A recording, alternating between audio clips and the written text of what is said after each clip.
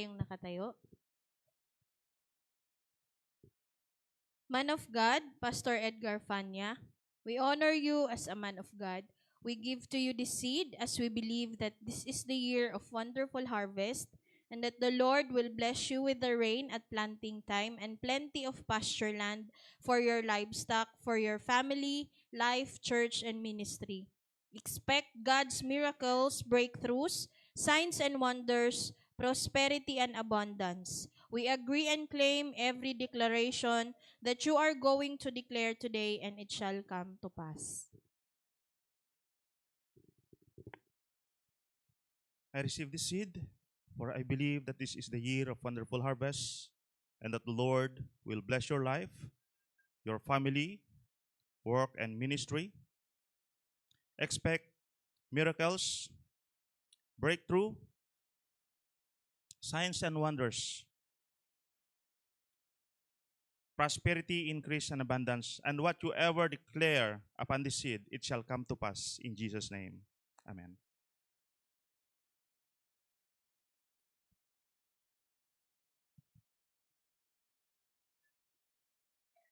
Tayo po makikipagbukas sa ating mga Biblia dito po sa Book of Philippians chapter 2.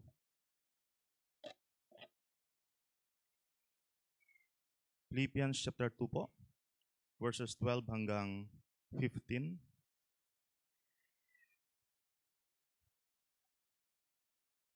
Sige po, nakita na po natin, sabay-sabay po nating basahin sa Book of Philippians chapter 2, verse 12 hanggang 15. Wherefore, my beloved, as ye have always obeyed, not as in my presence only, but now much more in my absence, work out your own salvation with fear and trembling. For it is God's which worketh in you, both to will and to do of his good pleasure. Do all things without murmurings and disputings, that ye may be blameless and harmless, the sons of God, without rebuke, in the midst of a crooked and perverse nation, among whom ye shine as light in the world. Tayo po'y manalangin. Amang banal, kami pinagpupuri, nagpapasalamat, salamat Panginoon, sa pagkakataon muli na pong ibinigay sa amin upang tatanggap ng iyong biyaya, Panginoon, sa pamamagitan ng iyong salita. Dalangin ko po, Panginoon, you're the one to empower your word. Hayaan mo nawa, Panginoon, na makita po namin yung kalooban mo sa pamamagitan ng iyong salita.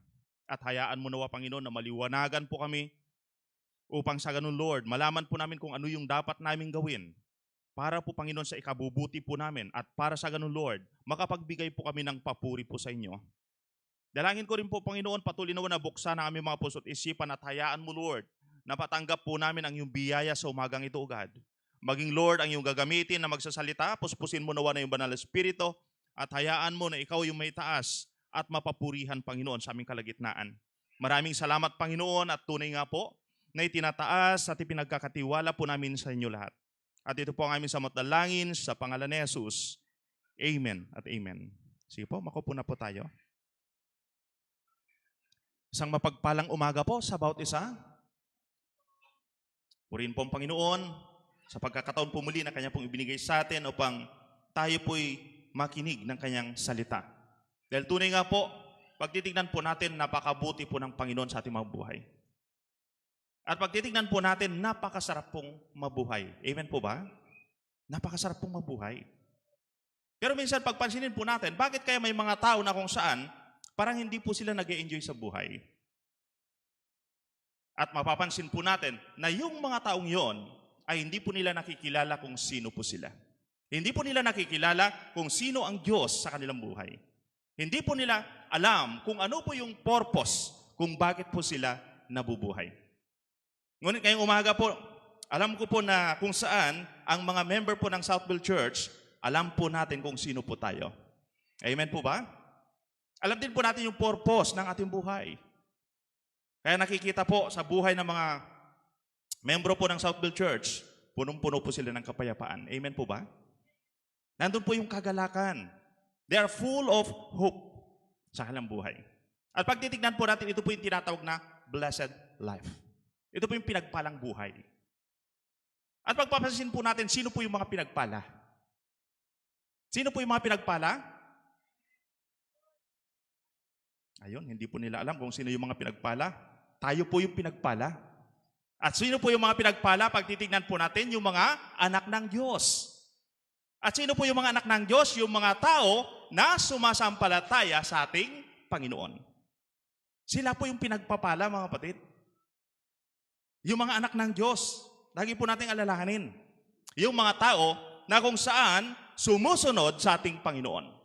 Sila po yung pinagpapala. Kaya nawa po, yung bawat isa po sa atin, tunay nga po na magkaroon po tayo ng pananampalataya at puso na sumunod po sa ating Panginoon. Upang sa ganoon, patuloy po nating maranasan yung masaganang pagpapala po ng Diyos sa ating buhay. At ngayong umaga po ang ating pong pag-aaralan, ang sabi po dito, work out your own salvation. Minsan sinasabi po natin, anak, ikaw na lang yung magsimba, isama mo na lang ako doon. Kasi akala po natin, kapag yung anak po natin nagsisimba, kasama po tayo doon sa kaligtasan po niya. Pero hindi po. Kagaya po ng sabi po ni Apostol Paul, ang sabi po niya, work out your salvation. Yun po yung sabi po niya. So, first point po natin, ang sabi po dito, what does it mean to work out your own salvation? Ano po ba ibig sabihin po nito? Ang ibig sabihin po nito, the believers must work out their sanctification. Yung pagpapakabanal po sa kanila. Kasi mula nung tinanggap po natin si Kristo bilang Panginoon at tagapagligtas po natin, hindi ibig sabihin na pagtanggap po natin sa Panginoon ay naging banal po tayo agad. Tama po ba? Hindi po tayo naging banal kaagad. So para maging banal po tayo, mahaba pong proseso. Kailangan mapag-aralan po natin o matutunan po natin yung salita po ng Panginoon. Upang sa ganun masunod po natin, upang sa ganun makita yung tinatawag po na kabanalan sa ating buhay. At pagpansinin din po natin, yung sanctification, sabi po dito, is the believer's cleansing or purifying from the nature of sin. Nasa sinful nature po tayo, makasalanan po tayo. At yung pagpapakabanal po natin na ginagawa sa pamamagitan ng pagsunod po natin sa Panginoon, yun po yung time na kung saan linilinis po natin yung sarili po natin. Upang maging banal po tayo sa harapan ng ating Panginoon. Kasi mga makasalanan po tayo. Kaya nga po, dito po sa lupa, pag titignan po natin, ito po yung training ground po natin. Dito sa lupa. Upang maging banal po tayo. Bakit? Dahil ang ating Diyos ay banal po siya. At pagpansinin po natin, ang makakapasok lang po sa kaharian po ng ating Panginoon ay yung mga, sino po mga yon? Yung mga banal. Yung mga sumasampalataya sa Panginoon. Hindi po yung mga makasalanan, mga kapatid. Kaya napakahalaga po na magpakabanal po tayo para makapasok po tayo sa kaharian ng ating Panginoon. At pagpapansinin po natin, this experience is not for the sinners, but for the people who through grace are saved. So makikita po natin dito na kung saan yung sanctification ay hindi po ito ginagawa ng Panginoon sa buhay po ng makasalanan. Kundi ang sanctification o yung pagpapabanal ay ginagawa po ng Diyos sa mga tao na ligtas na. Amen po ba? Ginagawa po ng Diyos sa mga taong ligtas na. As sabi pa po dito, the second work of grace makes the believers to be holy. Una po, yung biyaya po na tinanggap po natin ay yung kaligtasan. Amen po ba? Yung pangalawa po, nagawa po ng biyaya ay yung sanctification, yung paglilinis ngayon sa atin. Yung pagpabanal po sa atin. Upang sa ganoon, tayo po na meron pong nature of sin, mawala po yung nature of sin po natin at yung nature of God, yung mapasa atin. Para makita po yung kaninningan ni Kristo sa ating buhay. Upang sa ganoon, mapagtagumpayan po natin ang kasalanan sa ating buhay. Sa pagtitingnan po natin, although God is loving, merciful, and forgiving, mapagmahal po ang ating Diyos. Pagtitingnan po natin, mahabagin at mapagpatawad. Pero lagi po nating alalahanin, we as believers are accountable for disobedience. Meron po tayong pananagutan doon sa mga bagay na ginagawa po natin na hindi karapat-dapat sa harapan ng ating Panginoon. Meron po tayong pananagutan, mga kapatid. Lagi po nating alalahanin yung bagay nito. Kaya nga po, ang sabi po ng Romans chapter 6 verse 23, ang sabi po niya, for the wages of sin is death. So, ibig sabihin po, yung kabayaran ng kasalanan, ito po ay kamatayan. At ang tinutukoy po na kamatayan dito, ay hindi po yung kamatayan ng pisikal na katawan po natin, kundi yung pagpunta po ng tao dun sa dagat-dagatang apoy. Yun po yung tinutukoy po niya, mga kapatid. Pero purihin ang Panginoon dahil napakabuti po sa ating buhay. Kagaya po ng sabi po niya sa 1 John chapter 1 verse 9, na sabi po niya, if we confess our sins, He is faithful and just to forgive us our sins and cleanse us, sabi po niya, from all unrighteousness. Na kung saan, pag ikinonfess mo yung kasalanan mo, hindi ka lang patatawarin ng Panginoon. Ano pa po yung gawin po niya? Sabi po niya, and cleanse us. Lilinisin po tayo ng Panginoon. Ibig sabihin, binabanal po tayo ng Panginoon upang sa ganon, maging karapat-dapat po tayo sa Kanyang harapan. Yun po yung ginagawa po ng Panginoon sa bawat isa po sa atin, mga kapatid. Lagi po natin alalahanin, ang Diyos po natin ay banal. At ang nais po ng Diyos, tayo man po bilang mananampalataya kay Kristo ay maging banal din po. Yun po yung nais po ng ating Panginoon. So ito po, yung ibig sabihin po ng work out your own salvation. Purihin po ang ating Panginoon. At dito po sa pangalawa, ang sabi po niya dito, why do we need to work out our salvation? Bakit kailangan po nating i-work out po yung salvation po natin?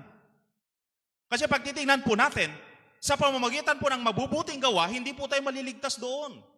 Kasi sabi nga po ng salita ng Panginoon, sa biyaya ng Diyos kayo naligtas sa pamamagitan ng pananampalataya. Hindi po sa mga gawa. Para walang sino mang magmalaki sa harapan ng ating Panginoon. So, why we need to work out our salvation, sabi po dito. Una po dito, sabi po dito, we work to prove that our faith is real. Gumagawa po tayo to prove na totoo talaga yung pananampalataya natin sa Panginoon. Kasi pag titingnan po natin ano po yung sabi ng Panginoon sa kanyang salita, faith without work is dead. Patay po yun. Kahit sabi ka ng sabi na meron akong pananampalataya, kung wala kang ginagawa, ibig sabihin hindi totoo ang iyong pananampalataya. Kahit sinasabi mo sumasampalataya ko sa Panginoon, pero wala ka namang panahon sa Panginoon, ibig sabihin hindi totoo ang iyong pananampalataya sa Panginoon. Nililinlang mo lang yung sarili mo. So napakalaga po na makita po natin yung bagay nito, mga kapatid. At yung pangalawa po dito, sabi po dito, works is the evidence that God is with us. Kaya po tayo gumagawa ng kabutihan dahil ang Diyos ay nasa atin po. Ang Diyos po mismo yung gumagawa sa buhay po natin. Kagaya nga po ng sinasabi po ng 2 Corinthians 5:17, na ang sabi po niya, ang sino mang na kay Kristo ay isa ng bagong nilalang. Ang lumang pagkatao ay lumipas na at siya naging bago na. Ibig sabihin, nandun na po yung pagbabago. At pag titingnan po natin, ang pagbabagong yun, hindi po natin kagagawan. Kundi ito po ay kagagawan ng ating Panginoon. Ginawa po ito ng Panginoon para po sa atin.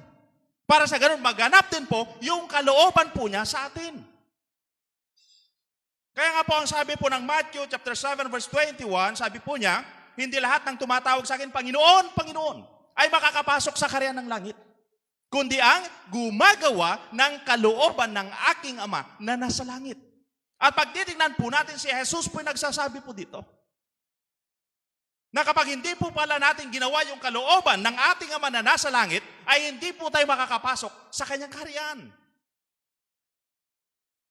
So napakalaga po, yung paggawa po natin ng kalooban ng ating Panginoon.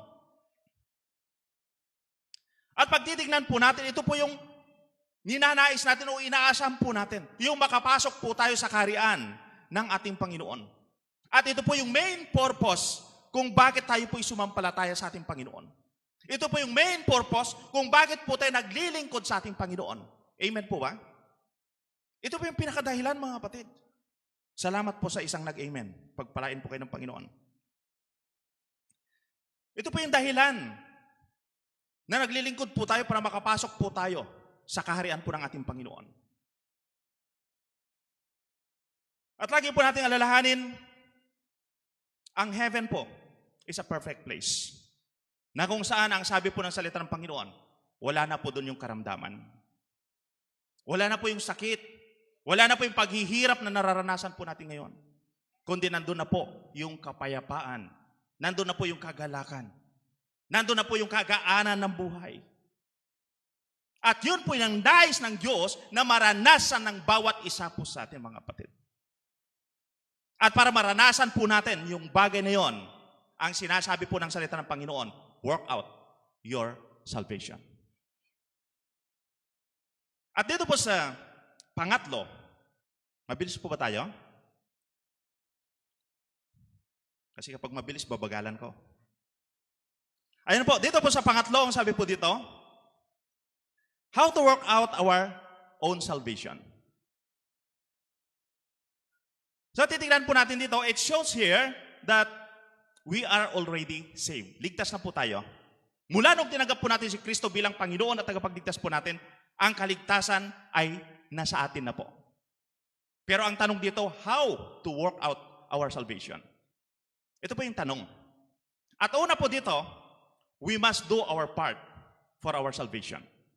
Meron po tayong part na ginagampanan o gagampanan para po sa ating kaligtasan. At makikita po natin dito sa ating text, yung sabi po niya na, work out your own salvation. Pero pag titignan po natin, gumagawa po tayo ng mabuti, hindi upang maligtas po tayo. Kundi gumagawa po tayo ng mabuti dahil tayo po ay ligtas na, mga kapatid. Huwag po natin ma-misinterpret yung bagay na yan. Gumagawa po tayo ng mabuti dahil ligtas na po tayo. Tandaan po natin yan. Gumagawa po tayo ng mabuti dahil tayo po ay sumasampalataya sa ating Panginoon. Ito po yung bunga po ng pananampalataya po natin. Kaya ang sabi nga po dito sa Philippians chapter 2, verse 12, wherefore, my beloved, as ye have always obeyed. Ibig sabihin, lagi na silang sumusunod sa Panginoon. Not as in my presence only. But, now much more in my absence, sabi po niya. At sabi pa po dito, work out your own salvation with fear and trembling. So makikita po natin sa verse nito, meron pong dalawang uri ng pagsunod. Two kinds of obedience. Una po dito, work only in the presence of others. Ibig sabihin, kapag hindi po nila nakikita, halimbawa po yung nagtatrabaho, pag wala po yung amo niya, nagkukuyakoy po siya. Patago-tago. Pero kapag nandyan yung amo niya, saka lang siya nagtatrabaho. At yun po ay ayaw po ng ating Panginoon sa ating paglilingkod. Na naglilingkod lang po tayo kapag nakikita natin, oh, nandyan si pastor. Dito tayo, para magmukha tayong banal. Pero kapag wala si pastor, pre, tagay tayo. Painit tayo, empilets dyan. Ganon tayo minsan. Pero lagi po nating alalahanin, mga kapatid, tinawag po tayo para po sa kabanalan. Lagi po nating alalahanin. Gamitin po natin yung buhay po natin para po sa ikapupuri ng ating Panginoon. Hindi yung gamitin po natin yung sarili po natin, yung buhay po natin para mabigyan lang ng kasiyahan yung sarili po natin. Hindi po yun yung nais ng Panginoon sa buhay natin, na kung saan gamitin po natin sa masamang bagay yung ating sarili, mga kapatid. Hindi po yun yung nais ng Panginoon. Ang sabi po ng salita ng Panginoon, ang buhay o yung katawan po natin ay templo po ng Diyos. At kung alam mo na ikaw ay templo ng Diyos, bakit mo sinisira ang templo ng Diyos? Hindi mo pagmamay-ari yan. Ipinagkaloob sa iyo yan ng Panginoon. Dapat alagaan mo yung templo ng Diyos. At ang sabi po ng salita ng Panginoon, sige, para hindi po tayo magkamali, basahin po natin.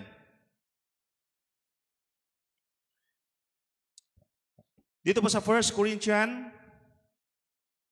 chapter 3, verse 16-17.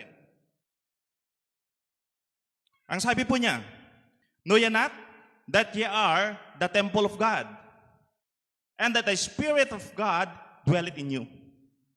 Ang Espiritu po ng Panginoon, sabi po niya dito, ay nananahan po sa atin. At sa verse 17, if any man defile the temple of God, so ibig sabihin, ang sino mang sirain o gibain ang templo ng Diyos, sabi po niya, him shall God destroy, for the temple of God is holy, which temple are ye. So ibig sabihin, ang sino mang gumigiba o sumisira sa templo ng Diyos, ang sumisira sa kanyang sarili, ang sabi po niya dito, sisirain po siya ng Diyos. Sisirain po ng Diyos. Yun po yung sabi po niya. Kaya nawa mga kapatid, gamitin po natin yung ating pong katawan para po sa glory ni Lord. Napakahalaga po mga kapatid, yung bagay nito. Huwag po tayo maging eye service. Nasaka lang tayo gumagawa kapag nakikita po tayo ng iba. Ang pangalawa po dito, na uri po ng pagsunod, work in the presence. Sabi po niya, work in the absence of others. Na kung saan kahit wala po yung amo po natin, gumagawa po tayo. Dahil inaari po natin na yung ginagawa po natin para sa ating Panginoon. Ibig sabihin, nandun dapat yung katapatan po natin sa ating pagsunod sa ating Panginoon. Yun po yung nais ng Panginoon sa bawat isa sa atin. This is what Apostle Paul want to the believers in Ephesians. Ito po yung nais po ni Apostle Paul. At ganoon din po sa oras na to, ang Panginoon ay nangungusap po sa bawat isa sa atin. Na kung saan maging tapat nawa tayo sa ating paglilingkod sa Panginoon. Yun po yung nais po niya. Be faithful sa ating paglilingkod sa ating Panginoon. Sundin po natin kung ano po yung pinapagawa sa atin ng ating Panginoon. At pagtitignan nga po natin, yung title po natin dito, ito po yung utos po ng ating Panginoon. Na ang sabi po niya, work out your own salvation. Bakit? Dahil walang sino mang makapagliligtas po sa atin. Tayo lang po yung makakagawa nun, mga kapatid. Kahit mananampalataya po yung kapatid po natin, asawa po natin, hindi po tayo may liligtas niyan. Tayo po yung gumagawa para po sa ating kaligtasan. Tayo po yung gumagawa, mga kapatid. Lagi po nating alalahanin. Ganon din po yung sabi po niya sa Philippians chapter 2, verse 14. Na ang sabi po niya, do all things without murmurings and disputings. Kailangan gawin po natin ang lahat ng bagay, sabi po dito, na wala po yung bulong-bulungan, wala po yung pagrereklamo, wala po yung pagtatalo-talo. Huwag po natin sabihin, ay nako si pastor, ako na naman yung nakita. Di ba? Ganon tayo minsan? Lagi na lang ako. Ganon tayo minsan. Dapat maunawaan po natin maigi, mga kapatid, yung pagkatawag po sa atin ng Panginoon. At sinasabi po ng Panginoon na kung saan gawin po natin ang lahat na kung saan wala po yung bulong-bulungan, wala po yung pagrereklamo, wala po yung pagtatalo-talo.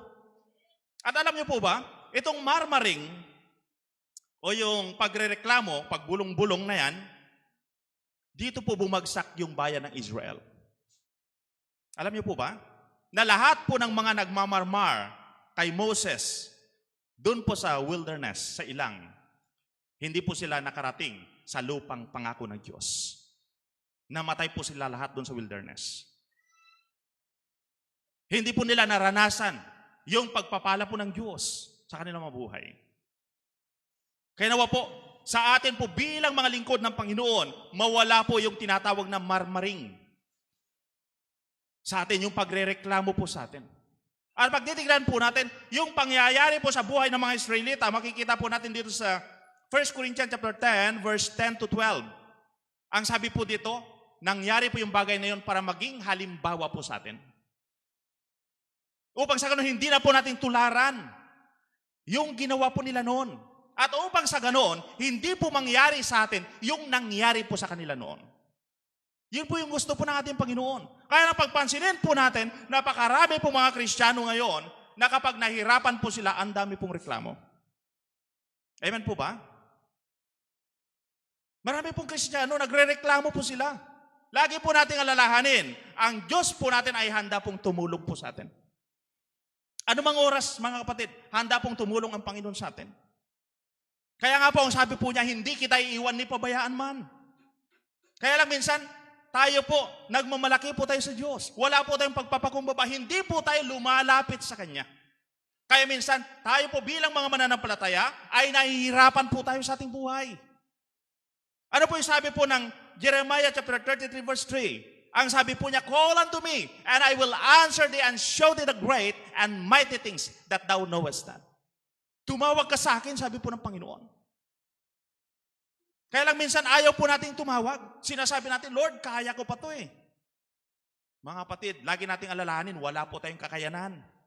Kailangan po natin ang Panginoon sa ating buhay upang sa ganun ang ating buhay ay magkaroon po ito ng kaayusan. Kailangan po natin ang Panginoon. At ganoon din po yung sabi po niya, kapag ikaw ay nangangailangan, ano po yung sabi po niya sa book of Philippians chapter 4 verse 19? But my God shall supply all your needs according to His riches in glory by Christ Jesus.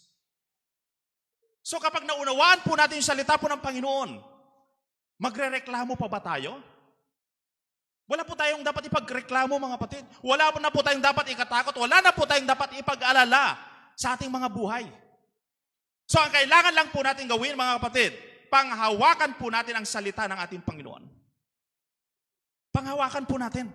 At tiyak, mga kapatid, pag pinanghawakan po natin ang salita po ng Panginoon, ang katagumpayan sa ating mga buhay ay mararanasan po natin. Nandun po yung katagumpayan, mga kapatid. At pag pinanghawakan po natin ang salita po ng Panginoon, ang ating spiritual na mata ay mabubuksan, mga kapatid. Mabubuksan po yung spiritual na mata po natin. At yung tingin po natin sa kahirapan po sa ating mga buhay, yun po yung way ni Lord to bless us. Yun po kapag nabuksan po yung spiritual na mata po natin. Na ang tingin po natin doon sa problema na meron po tayo, ay yun po yung way ni Lord para maranasan po natin ang kanyang kapangyarihan. Yun po yung mangyayari po sa atin kapag nabuksan po yung spiritual na mata po natin, mga kapatid. Kaya napakalaga po na kung saan panghawakan po natin ang salita ng ating Panginoon. Panghawakan po natin upang sa ganun hindi po tayo mahirapan sa ating mga buhay. At ganoon din yung pangalawa, din yung sabi po niya, yung disputings, yung pagtatalo-talo. Alam niyo po, yung pagtatalo-talo, nagkukos po ito ng division. Kaya dapat mawala po yung pagtalo-talo sa atin. Lagi po natin alalahanin, we are one body in Christ. Iisa po tayo sa Panginoon. Iisa po ang ating Diyos. Iisa po yung Espiritu na meron po tayo, mga kapatid. Kaya ang nais po ng Diyos, sa bawat isa po sa atin ay magkaisa po tayo para po sa kanyang kapurihan. Yun po yung nais po ng ating Panginoon. At dito po sa Philippians chapter 2 verse 15, ang sabi po niya, that ye may be blameless and harmless, the sons of God, without rebuke in the midst of the crooked and perverse nation. So ito po yung nais ng Panginoon, na kung saan, sabi po dito, magiging blameless po tayo, walang kapintasan. Na hindi rin sinasaway. Yun po yung ano po niya dito. Ano po yung purpose noon? To shine as light in the world. Ano po yung purpose noon? Ang sabi po dito, to shine as light in the world. Para magliwanag po tayo bilang ilawan sa mundong ito, mga kapatid. Yun po yung nais ng Panginoon na gawin po natin. At pag titignan po natin, this is our part for our salvation. Ito po yung bahagi po natin sa ating kaligtasan. At magaganap po yung bagay nito if we allow God to work in our life. Mangyayari po yung bagay nito if we surrender our life to God, mga kapatid. So napakalaga po yung pagsuko po natin sa ating Panginoon. At dito po sa pangalawa, meron din po yung, sabi dito, God's part for our salvation. Meron po tayong part para sa kaligtasan natin at meron din pong part ang Panginoon para sa kaligtasan po natin. Kaya nga po sa Philippians chapter 2 verse 13, ang sabi po niya, for it is God which worketh in you both to will and to do of His good pleasure. Ang Diyos po ang gumagawa din sa atin. Sabi po niya, both to will, maging yung hinahangad po natin.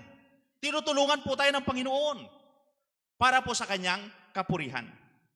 Yun po yung ginagawa po ng Panginoon, mga kapatid. So pag titignan po natin, yung pagbabago po na nangyari sa ating buhay, yung sabi ko nga po, hindi po natin kagagawan yon. Ito po yung ginawa po ni Kristo sa ating buhay. Yung pagbabagong yon, ito po yung tinatawag po na kapuspusan ng banal na Espiritu ng ating Panginoon. At ibinigay po yun sa atin ng Panginoon para siya po ay may taas at mapapurihan sa ating mga buhay.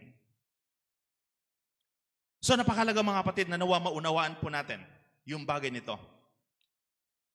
Makita po natin na ang Diyos ay gumagawa po siya sa buhay ng mga mananampalataya. Kaya nawa po yung bawat isa po sa atin.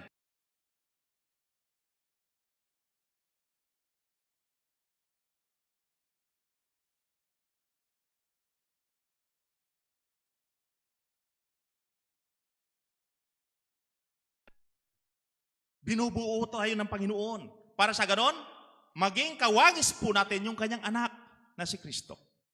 At ano po yung tinutukoy po dito na kawangis, yung wangis? Kamukha po ba? Hindi po. Yung tinutukoy po dito is yung righteousness and holiness. Ito po yung tinutukoy dito ng Panginoon, mga kapatid. Na dapat makita po sa atin yung katwiran at kabanalan na nagmumula po sa ating Panginoon. At habang wino-work out po natin yung ating kaligtasan, unti-unti, makikita po sa atin yung righteousness and holiness na nagmumula po sa ating Panginoon. At dito po sa pang-apat, who should work out their own salvation? Una po dito, those who believe in Jesus. Sila po yung mag-work out sa kanilang salvation. Ang tinutukoy po dito, yung mga tao na tumanggap kay Jesus bilang Panginoon at tagapagligtas sa kanilang mga buhay. Yung mga tao na kung saan, ligtas na po sila. At yung mga tao po na ligtas na, dapat din po nilang tanggapin, maging ang salita po ng ating Panginoon. Kaya nga po ang sabi po ng Panginoon dito sa John chapter 10 verse 27, my sheep hear my voice. Na ihinalin tulad po ng Panginoong Yesus, yung mga mananampalataya sa isang tupa. Na ang sabi po niya, my sheep hear my voice. Ibig sabihin, yung mga mananampalataya kay Kristo, nakikinig po sila ng salita ng ating Panginoon. At yung pangalawa po dito, those who trust God. Yung mga nagtitiwala po sa Diyos. Alam niyo po ba, yung mga tao po na nagtitiwala po sa ating Panginoon, peaceful po sila. Nandun po yung kagalakan po sa kanila. Bakit? Dahil ang sabi po ng Jeremiah chapter 17 verse 7, sabi po niya, blessed is the man that trusted in the Lord, and whose hope the Lord is. Bakit po sila may kapayapaan at kagalakan? Sabi po dito, dahil sila po ay pinagpala ng ating Panginoon. Nandun po yung pagpapala, mga kapatid. So tingnan po natin yung katabi po natin. Mukha po bang nagtitiwala yan sa Panginoon? Mukha po ba? Tingnan nyo nga po kung payapa siya. Nag-e-enjoy siya. At kapag tunay na nagtitiwala yan sa Panginoon, pinagpala po yan ng Panginoon. Napakalaga po mga kapatid na nawa maunawan po natin yung bagay nito. At sa pangatlo dito, sabi po niya, those who obey the Lord. Ang sabi po ng John chapter 10 verse 27, my sheep hear my voice, I know them, and they follow me. Na kung saan ang tunay na mananampalataya sa ating Panginoon, hindi lang po yung nakikinig sa salita po ng Panginoon, kundi sumusunod po siya sa Panginoon. Ang salita po ng Panginoon mismo yung nagsasabi, mga kapatid. Dapat sumunod kapag tunay kang mananampalataya, sumunod ka sa salita ng ating Panginoon. And those who obey the Lord, makikita po natin they are blessed. Pinagpala po yung mga sumusunod. Kaya nga po yung sabi po ng Deuteronomy chapter 28, verse 2 to 3. Nang sabi po niya sa verse 2, lahat ng pagpapalang ito ay isa sa inyo kung susunod kayo sa aking ipinag-uutos, sabi ng Panginoon. Pagpapalain ko kayo sa bayan at pagpapalain ko kayo sa bukid. So ibig sabihin, saan ka man maparoon, kung ikaw ay sumusunod sa salita po ng Panginoon, ang pagpapala po ng Panginoon ay isa sa iyo.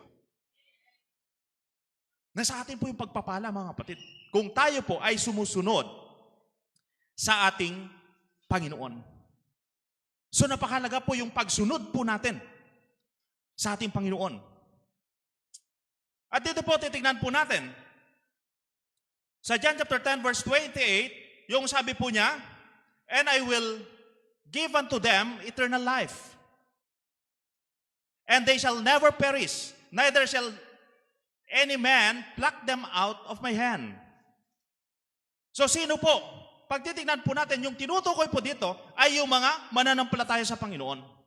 Ang tinutukoy po dito ay yung mga tao na nakikinig sa salita po ng Panginoon at sumusunod sa ating Panginoon. Sila po yung bibigyan po ng, ano po sabi dito? Buhay na walang hanggan, at sila po yung hindi mapapahamak. Pagpapala po yun ng Panginoon, mga kapatid. Ito po yung pagpapala po. Kaya nga po, ang sabi po ng Panginoon, I knew them. Kilala ko sila, sabi po ng Panginoon Hesus. Nakikilala po tayo ng Panginoon. Kung sino po tayo sa kanyang harapan. At alam din po natin kung sino po tayo sa harapan po ng ating Panginoon. Pero ang tiyak, mga kapatid, sa lahat ng sumasampalataya sa ating Panginoon, sa lahat ng nakikinig ng kanyang salita, sa lahat ng sumusunod, ang sabi po niya, meron buhay na walang hanggan. Hindi lang po buhay na walang hanggan, kundi yung pangako po niya, hindi ka mapapahamak.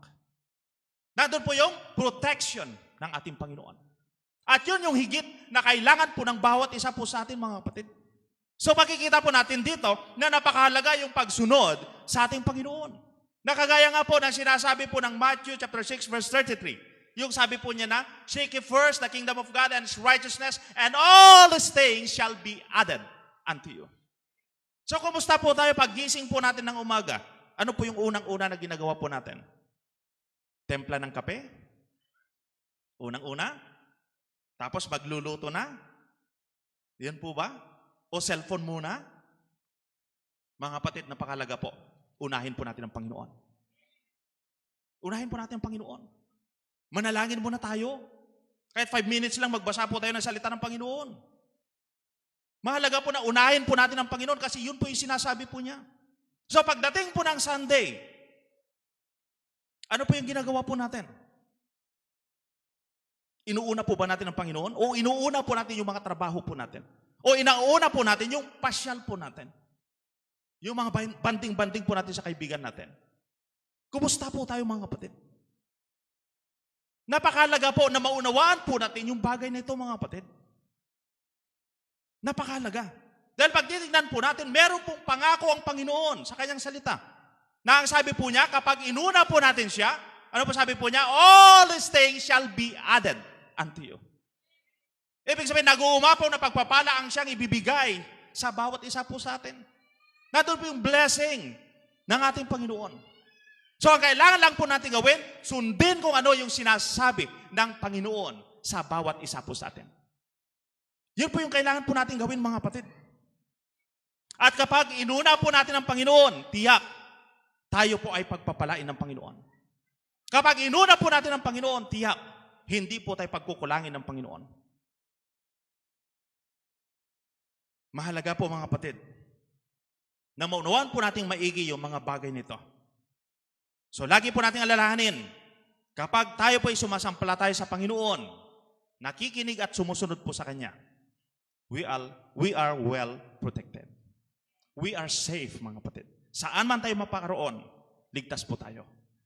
Wala po tayong dapat ipag-alala sa ating mga buhay. At dito sa pang-apat, dito yung sabi po niya na, those who serve God, yung mga naglilingkod sa Diyos, yung mga naghahangad na maglingkod sa ating Panginoon, naghahangad na itaas ang Panginoon sa kanilang mga buhay. Alam niyo po ba, ang tunay po na mananampalataya, ang kagalakan po niya ay magbigay po ng papuri sa Lord. Yun po yung kagalakan po niya. Hindi po niya iniisip kung ano po yung pansarili po niya. Yun po yung tunay na mananampalataya, mga kapatid. At yan po yung nais ng Panginoon sa bawat isa po sa atin. Kaya nga po, ang salita po ng Panginoon, ano po yung sabi po niya? Deny yourself. Huwag mong isipin kung ano yung gusto mo, kundi ang isipin mo kung paano mo maitaas at mapapurihan ang Diyos na siyang tumawag sa iyo. Yun po yung nais ng Panginoon sa bawat isa po sa atin, mga kapatid. Kaya po, lahat na mga sumasampalataya, nagtitiwala at sumusunod sa Panginoon, I declare, you will be blessed in Jesus' name. Ang lahat po ng may mga karamdaman, I declare, gagaling ka sa pangalan ni Jesus. At lahat ng mga naghahanap ng trabaho, magkakaroon kayo ng trabaho sa pangalan ni Jesus. Napakahalaga, mga kapatid, na kung saan panghawakan po natin yung salita po ng Panginoon. Ito po yung pangako po niya sa bawat isa po sa atin. At kung nagnanais po tayo, na gumanda po yung buhay po natin, maging maayos yung family po natin, unahin lang po natin ang ating Panginoon, mga kapatid. Dahil kapag inuna po natin ang Panginoon, isasaayos po yan lahat ng ating Panginoon. Kapag inuna po natin ang Panginoon, alam niyo po yung kasaganaan, darating po yan ng kusa sa atin. Ang katagumpayan sa ating mga buhay, darating po yan ng kusa sa pangalan ni Jesus. So ibig sabihin, wala po tayong dapat ipag-alala sa ating mga buhay, mga kapatid. And if we believe the Word of God, tamnan po natin yan. At yan po.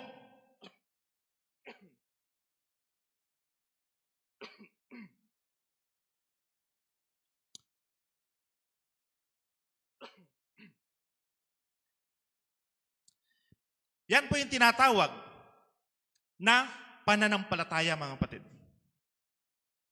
Yun po yung tinatawag po na pananampalataya. At pag titingnan po natin, the Bible said, ang sino mang nagtatanim ay aani po siya. Ang sabi po ng Biblia, ang sino mang nagbibigay ay siya po'y bibigyan ng siksik, liglig at umaapaw na pagpapala.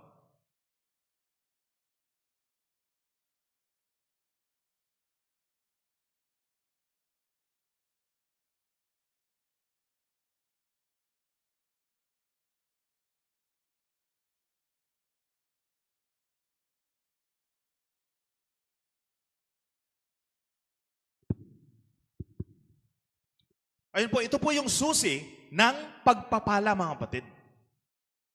Ito po yung susi ng pagpapala. Kaya napakahalaga na kung saan, kapag naunawaan po natin yung salita ng Panginoon, panghawakan po natin, tamnan po natin yon. At tiyak po, kapag nagtanim po tayo, alam niyo po ba, lalago po yan. Lalago po yan, mga kapatid. At tiyak mamumunga po yan ng sagana. Bakit? Dahil ang tinamnan po natin ay matabang lupa. Yun po ang ating Panginoon. Matabang lupa po yung tinamnan natin, mga kapatid. So nawa po, maunawan po nating maigi yung bagay nito. Anumang salita po ng Panginoon kapag pinanghawakan po natin at sinunod po natin ito po'y magaganap mismo sa ating buhay. Purihin po ang ating Panginoon. So meron pong tanong dito,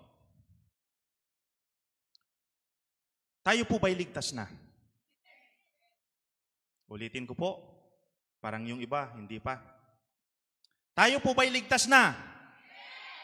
Amen. At paano po natin malalaman na tayo ligtas? Ang sabi po ng Biblia, sa lahat ng nanalig at tumanggap sa Kanya ay pinagkalooban ng karapatan na maging anak ng Diyos. Na kapag ikaw ay tumanggap na sa Panginoon, sumampalataya ka sa Panginoon, ikaw na ay naging ganap na anak ng Diyos. At kapag ikaw ay anak ng Diyos, nandun na yung tinatawag na assurance of salvation. Nandun na po yung kaligtasan sa atin mga kapatid. At dito po sa ating conclusion, kung alam mo na ligtas ka na, we must do also our part for our salvation. Gawin po natin yung part po natin para sa ating kaligtasan mga kapatid. Work out our salvation. Yun po yung nais ng Panginoon sa bawat isa po sa atin. Ang nais po ng Panginoon, ang bawat isa po sa atin ay magpakabanal. Bakit? Dahil ang tumawag po sa atin ay banal, sabi po ng Biblia. Banal po yung tumawag sa atin. Ang Panginoon po natin ay banal. Kaya ang sabi nga po niya, na kung saan, dahil banal po ang tumawag po sa atin, magpakabanal po tayo, sabi po niya, sa lahat ng ating pamumuhay. So kapag palainom po tayo, makikita po ba yung kabanalan dyan? Kapag palasugal po tayo, nagbibinggo pa rin tayo hanggang ngayon, nakikita po ba yung kabanalan? Hindi po mga kapatid. Hindi po nakikita yung kabanalan. Inuutusan po tayo sa araw nito ng Panginoon na kung saan dapat magpakabanal po tayo. Dahil banal po siya na tumawag po sa atin. Kaya nga po ang sabi po ng Romans chapter 12 verse 1 to 2. Sa verse 1 yung sabi po niya, present your bodies as a living sacrifice, holy and acceptable unto God. Ano po yung katanggap-tanggap sa Panginoon? Holy. Ibig sabihin, banal. So ibig sabihin, kapag wala yung kabanalan sa'yo, hindi ka sumusunod sa Panginoon. Ano sa palagay mo? Papasok ka sa kanyang kaharian? Hindi ka mapasok sa kanyang kaharian. Dahil ang katanggap-tanggap sa Panginoon, ang sabi po niya dito, ay banal, mga kapatid. Yung may kabanalan. Ganoon din po sa verse 2, yung sabi po niya, do not conform to this world. Ibig sabihin, huwag kang makipamatok, na porket inaya ka na uminom, ay inom ka na rin. Alam niyo po pa, pagdating ko po dito sa Southville, noong 2014, hindi pa po ako nakikilala ng mga tao sa paligid. At lahat po ng pinupuntahan ko, niyayaya po ako para mag-shot. Hindi po yung picture, ha? Kundi yung iinom. Niyayaya po ako. Pero sinasabi ko po sa kanila, hindi po ako umiinom kasi lingkod po ako ng Panginoon. Yun ko sinasabi ko sa kanila. Kaya, kapag dumadaan po ako sa kanila, kahit nagiinuman po sila, hindi na po ako niyayaya. Kundi bumabati na lang sila sa akin. Pastor, gumaganon lang sila sa akin. At paunti naman, sinasabihan ko sila. Sabi ko, hinay-hinay lang. Delikado po yan sa kalusugan. Yun yung sinasabi ko sa kanila. So napakahalaga mga kapatid, na maunawaan po natin yung bagay nito. Huwag po tayong makipamatok, sabi po ng salita ng Panginoon. At ganoon din ang sabi po niya, but be transformed. Dapat magbago na po tayo by renewing of your mind. That you may prove what is that good and acceptable and perfect will of God. Yun po inayos po ng ating Panginoon. Sa bawat isa po sa ating mga kapatid. At ganoon din po yung sabi po dito sa 2 Corinthians chapter 5 verse 10, for we must all appear before the judgment seat of Christ. Lahat po tayo, wala pong pinipili yan. Matanda man o bata, mayaman o mahirap. Lahat po tayo, ang sabi po ng Biblia, ay mag-a-appear po tayo o pupunta po tayo doon sa judgment seat of Christ. Doon sa hukuman, harap po tayo sa hukuman mga kapatid. At doon po hatulan yung mga ginawa po natin. Mabuti man o masama, sabi po doon. Doon po hatulan. So ibig sabihin, lahat ng ginagawa po natin ay meron pong kahatulan yan. At ano po ba yung parusa at saka reward? Yung mga tao po na namuhay ng may kabanalan, sila po yung papasok sa kaharian po ng Panginoon. Pero yung mga tao po na kung saan, wala na po silang ginawa, kundi magpakasama dito sa mundo, sila po yung may tatapon sa dagat-dagatang apoy. So mamili po tayo. Malaya po tayong mamili mga kapatid. Meron pa po tayong pagkakataon para mamili kung saan po yung gusto po natin. At kung saan po yung gusto po natin, yun po yung sundan po natin mga kapatid. Kung gusto po natin makarating sa piling ng ating Ama na nasa langit, Ano po dapat natin gawin? Work out our own salvation. Yun po yung dapat natin gawin, mga kapatid. At sa buhay, pagtitignan po natin, sabi po dito, two things to choose in life. Meron po tayong dalawang pagpipilian sa buhay. Dalawa lang po yan. Lagi po nating alalahanin. Heaven and hell. Sa langit ka o doon sa impyerno. Dalawa lang po yung pagpipilian. Wala po yung tinatawag na purgatorio. Kahit basahin po nyo yung cover, o yung Biblia po nyo, cover to cover, hindi po nyo mababasa yung sinasabing purgatorio. Wala po yun, mga kapatid. Dalawa lang yung pupunta ng tao. Kung hindi sa langit, ang sabi po niya, sa impyerno. So mamili po tayo. Ano pong gusto natin gawin? Sumunod po ba tayo sa Panginoon o hindi sumunod sa Panginoon? Mamili po tayo, mga kapatid.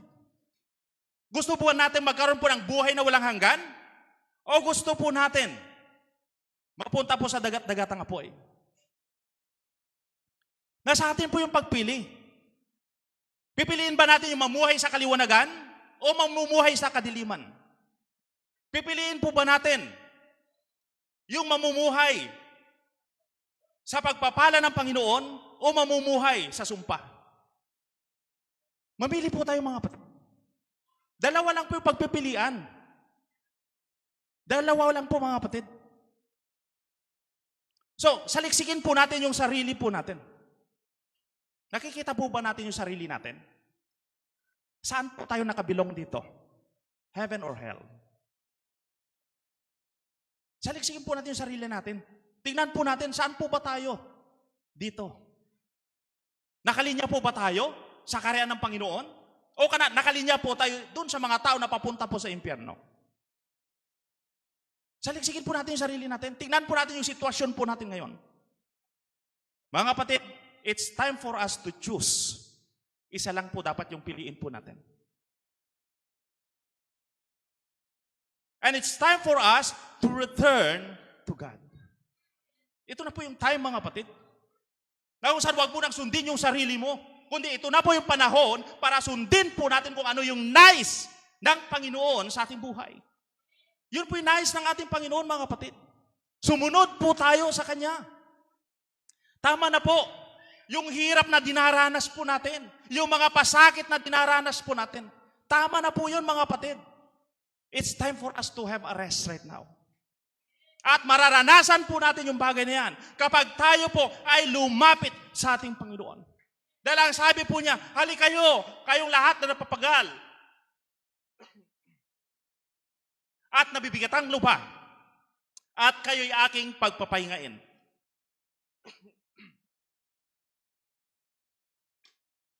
Yun po yung nais po ng Panginoon, magkaroon po tayo ng kapahingaan sa ating mga buhay, mga kapatid. Ito po yung nais po niya.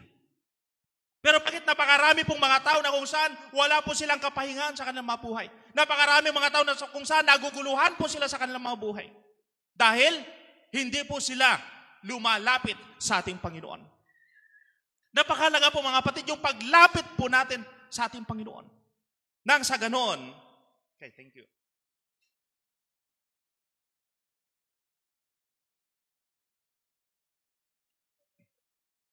Ay maranasan po natin yung kapahingaan sa ating mga buhay. Mga kapatid, lagi po natin alalahanin, mahal na mahal po tayo ng Diyos. At ayaw po ng Diyos na nakikitang naghihirap po tayo. Ang nais ng Diyos po ay maging maayos po ang ating pamumuhay. Kaya nga po ang sabi po niya, sa John chapter 10 verse 10, sabi po ni Jesus, naparito ako para magbigay ng buhay na ganap at kasiyasiya. Yung buhay na may kasaganaan, yun po yung nais ng Diyos na maranasan ng bawat isa sa atin. Yung buhay na may kasiyahan, yun po yung nais ng Diyos. Pero hanggat hindi po tayo lumalapit sa Panginoon, hanggat hindi po natin isinusuko ang ating buhay sa ating Panginoon, hindi po natin mararanasan yung bagay nito, mga kapatid. Mahalaga po, mga kapatid, yung paglapit po natin sa ating Panginoon. At kapag lumapit po tayo sa ating Panginoon, doon makikita po natin yung tunay na pagbabago sa lahat ng area ng ating buhay. Nandun po yung pagbabago, mga kapatid. At sa umagang ito, ang Diyos po ay nananawagan po sa bawat isa sa atin. Tinatawag po tayo ng Panginoon. Halika, anak. At ikaw ay aking pagpapahingain. Lagi po nating alalahanin ang sabi po ng salita ng Panginoon. Without God, we can do nothing. Wala po tayong kakayanan. Kailangan po natin ang Diyos sa ating mga buhay upang sa ganon ang buhay po natin ay magkaroon po ito ng kabuluhan. Magkaroon po ito ng kaayusan, mga kapatid. Inanyayahan ko po yung bawat isa na tayo po tumayo. At yung music team po natin,